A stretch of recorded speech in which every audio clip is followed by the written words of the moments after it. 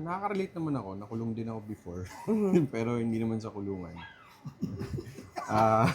So Sa perfect ka rehab. pala talaga. O, diba?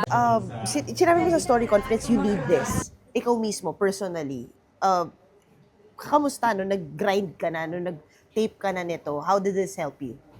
It ignited my soul. Wow! Dako, Sid, kailangan tapatan mo yung soundbite na yun. Talaga. It ignited by... Hindi, Paano? totoo. Darating ka rin sa punto ng buhay mo na parang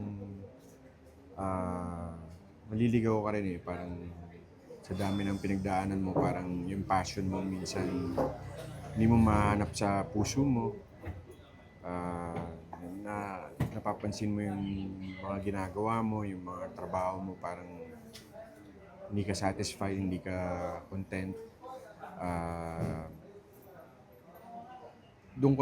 Dito ko nahanap sa show na to yung hanapin ulit si God sa buhay ko. Wow. And doon, nagkaroon ulit ng reason kung bakit ko ginagawa lahat ng to na parang for the glory of His name. Wow.